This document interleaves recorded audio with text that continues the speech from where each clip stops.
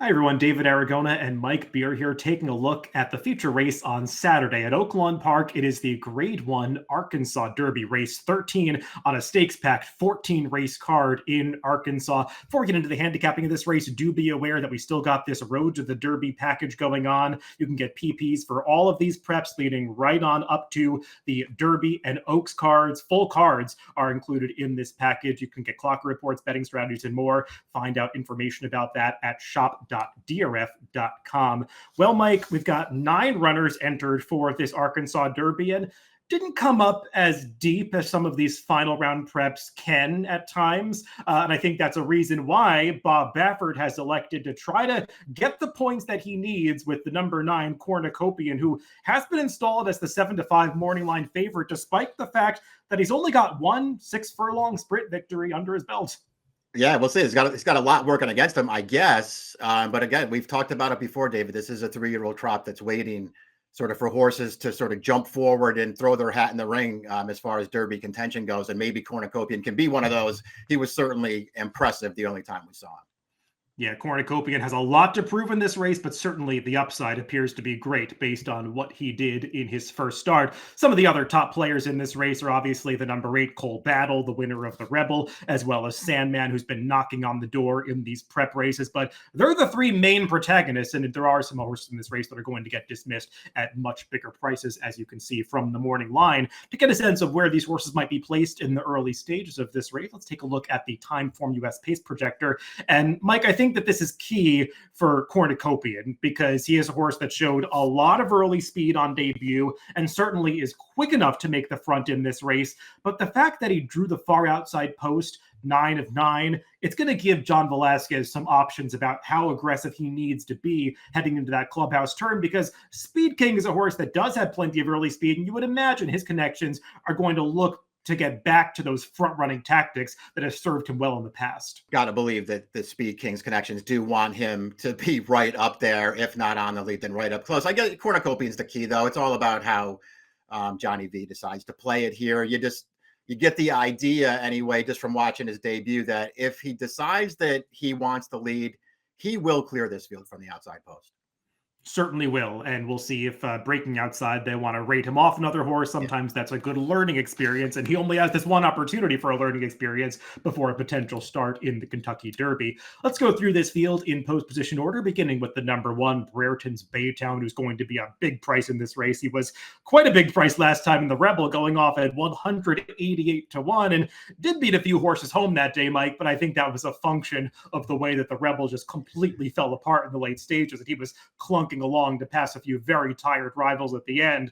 He would need to run way faster from a speed figure standpoint to get a piece of this. Well, you don't see horses go off at those kind of odds anymore, it seems like. But he almost made it to 200 to 1. Maybe he'll get there this time. The number 2 is First Division, a horse who is at least moving in the right direction for trainer Ken McPeak. He won his debut going 6 furlongs. They immediately stretched him out to the mile and a 16th distance to try First Level Allowance Company a couple of times. And Mike, when I was watching those races, I felt like he had an opportunity to win both times and just kind of stalled at the very end. We're going to look at the replay of the last race a little bit later when we get to Best Friend Rocket, who defeated him that day. But I didn't love the way he kind of halted as they came to the wire and didn't go by horses. He does have upside. He's moving in the right direction. Just feels like he's going to have to finish off his races a little better. I think we have the same opinion of this horse. I mean, if you go by figures, he has certainly improved since they stretched him out, but I don't like either one of his 2-turn races. Well, you mentioned we're going to watch the replay of that last start in a little bit here. I don't know how he didn't win that race. The number 3 is Publisher, who is still a maiden coming into this Grade 1 test, but a horse who has earned his way into this race through outrunning his odds and getting some subtle trips a couple of times in stakes company, particularly 2 back in the Southwest, where it looked like he was moving into contention in mid-stretch and potentially would have been part of the trifecta in that race, but got completely sawed off by a drifting in American Promise at about the 8th pole. And then last time in the Rebel, Mike, he didn't necessarily have trouble, but he found himself very far back early. Now, the pace was coming apart at the end, but kind of got bumped between horses in the stretch and was picking up pieces late. This horse is heading in the right direction. They're applying blinkers this time, I would imagine, to get him a little more engaged in the early stages of this race, and Flavien Prat does retain the mount. Yeah, exactly. I mean, listen, again, he's a maiden. I understand why they want to press on and give him one more chance because he has had trouble in each of his last two starts. Whether whether you want to argue that it really cost him in those races, I guess that could be debated. But he, make no mistake about it, he had trouble in both of those races. So they'll press on here. I remember initially not really being thrilled, David. He ran the fast race 3 starts back at Oaklawn on that wet track, and I wasn't, thrilled with that performance. It's looking a lot better in retrospect. The number 4 is Best Friend Rocket, and we'll take a look at that first level allowance race that we were mentioning with regard to First Division. Now, First Division is the horse that's currently in third, who's ranging up on the outside. Best Friend Rocket is that horse we're highlighting first in the white blinkers. And as you were alluding to, Mike, Best Friend Rocket, First Division, I should say, looms up on the outside like he's going right by these horses. And is it a case of First Division hanging? Is it Best Friend Rocket just getting really game when he sees those challenges on either side of him? Maybe a little bit of both, but somehow Best Friend Rocket comes back to earn this nose victory. Yeah, listen, maybe First Division didn't hang, and it was just Best Friend Rocket being really determined to win. Either way, I didn't want to bet either of these horses back in this spot. Yeah, Best Friend Rocket is a 3-time winner coming into this race, and he's been steadily improving, but as Mike said, might have to do better to beat this field. The number 5 is Speed King, who was the winner of the Southwest going back to late January, got to the front end that day, set an easy opening quarter, but got real pressure in the middle portion of the race from American Promise, who did fade considerably at the end, and Speed King kept on to hold off the closers through the stretch.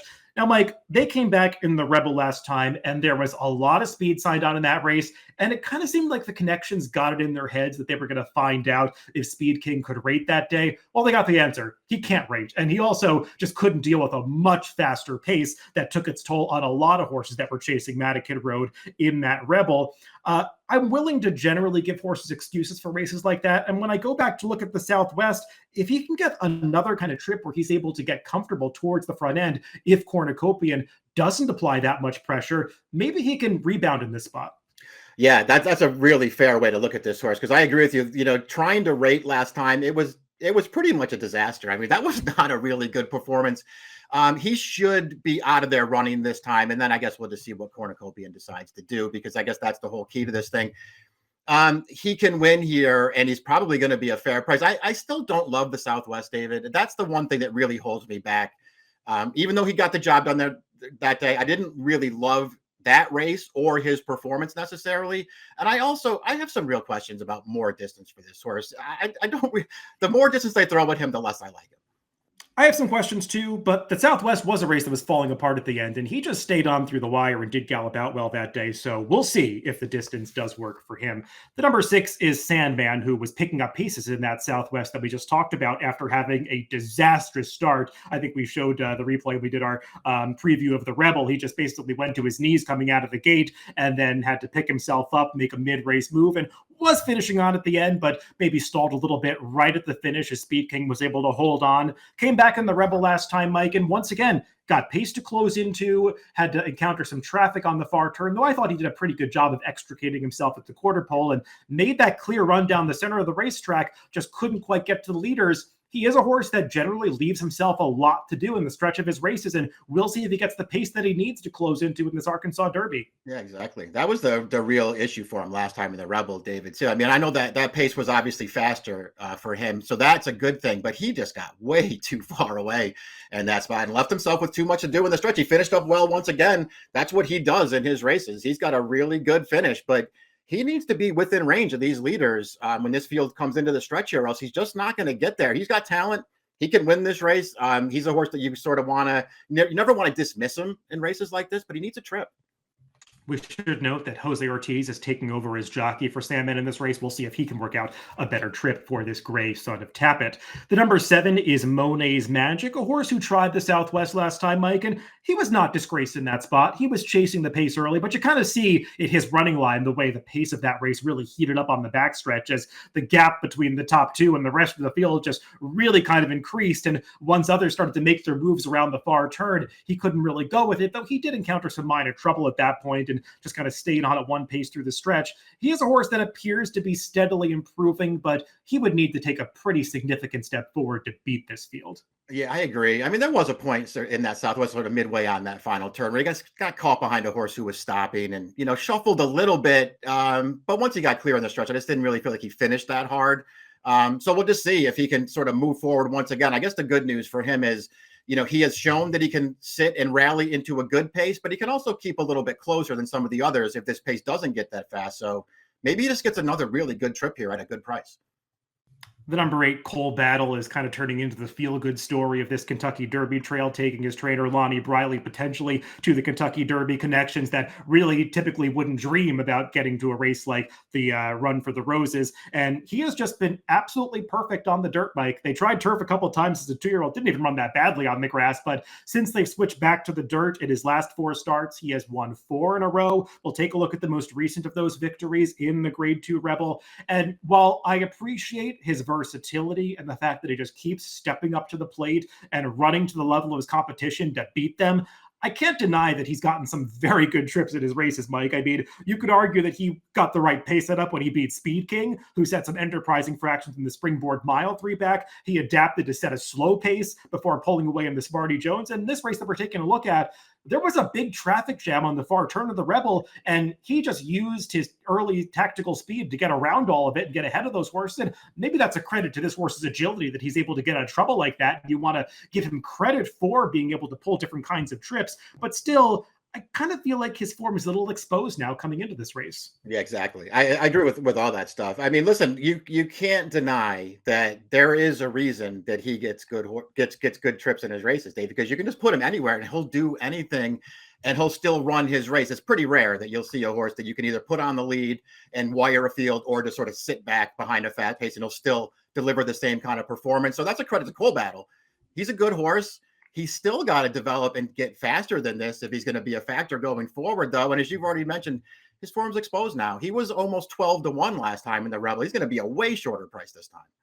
Yeah, that's the key point. He's just going to be no value in this race given the performances that he's coming in off of and the price that he was last time. It feels like that was the day to be right about Cole Battle.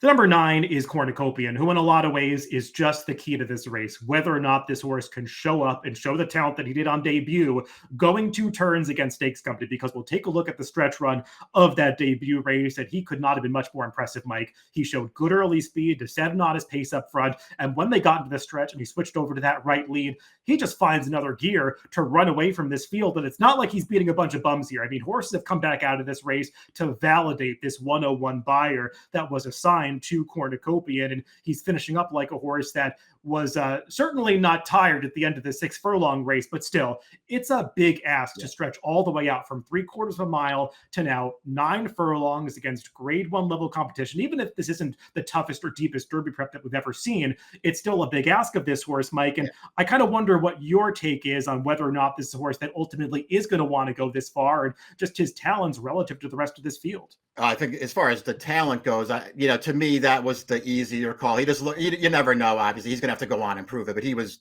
impressive enough and fast enough in his debut that I could easily argue that he's the most talented horse in this race, even after only one showing.